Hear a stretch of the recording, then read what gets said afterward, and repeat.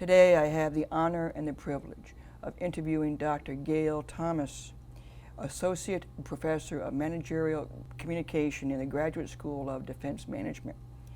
Gail, welcome. It's very nice to have you here. It's quite the background and certainly many other things that have contributed to your leadership in this area of work. One of the things that strikes me when I read about your work and I read about all of the other kinds of literature within your area is that there actually is not a clear sense about what strategic communication is.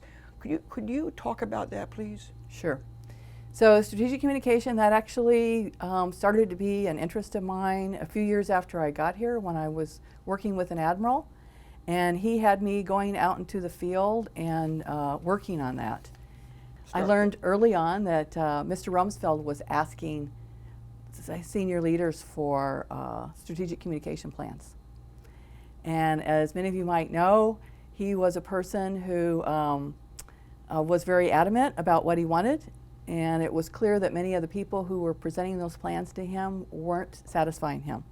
So I got a call and I was asked, could I help Department of Defense in helping them develop strategic communication plans.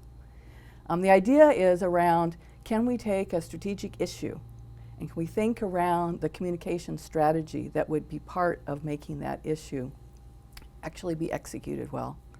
I would argue that a lot of times what we do is we start with a strategy or we start with an issue and come up with that plan, but we never think about, which I think is 80% of actually execution, is the communication piece of it.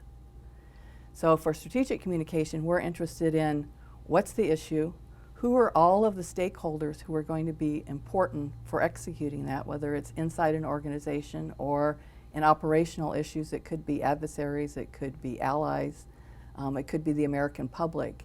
And what is going to be our strategy for communicating? I would argue too many times we don't think through that piece. I've coached over 100 flag officers since I've been here working in the center.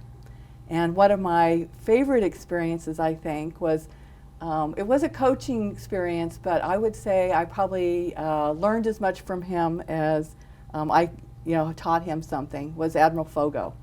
And in fact, we use a reading in our strategic communication workshop that he and Lieutenant Cole wrote a few years ago about, called It's Not Your Father's Ball Tops.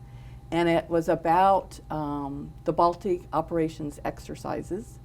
And he in the Navy is one of the people I think is an exemplar who really understands the essence of strategic communication. He, like me, I think, thinks of, the Navy actually, we are all about communication. So when we do an exercise in the ball tops, or I was just reading CNO notes about exercises in the Arctic, right? Everything we say and do is meant to send a message. The number of ships that are involved in the exercises, what countries are involved in the exercises, what exercises we do is meant to send a message to our adversaries, to our allies, and to the American public. I was in one of your classes last week, and in that class it was mid-level managers and leaders who were also very focused on this. So what is it about senior leaders and NCOs and mid-level civilian managers that they can all have an impact on strategic communication? Yeah, one of a interview I think that Admiral Roughhead gave quite a while ago was he talked about we are leaders of communicators, which to me, especially in today's world, we are all communicators in our organization. So this is not something just for the communication professionals. It's every person in the organization who is communicating every day, whether internally or to people outside our organization. And those things become who we are as an organization. So for the Strategic Communication Workshop, the way that's set up here at the Center of Executive Ed is that we have teams of people who bring an initiative to the workshop. So for example, we may have, this has happened often, is two communities who are going to merge into one organization. That's a huge deal. And as we know in the private sector, many times that fails.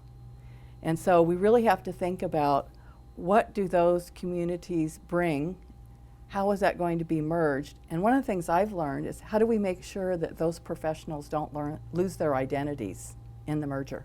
Some people don't realize that there is a science to communication.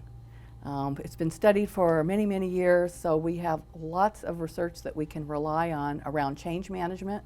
We know there are certain ways that change is more successful, ways that change is least successful, so we draw on those principles. There's a lot of work on persuasion and influence, so how is it that we best get buy-in from a group? How do we use their ideas in a way to make an issue go forward? So lots of science that we can use to make this work a lot better than what I say oftentimes. We try to do it by common sense, and unfortunately common sense is often the opposite of what we really need to do. So we need to know what is it from the science that's there, how can we lean on that, lean on data to do a better job.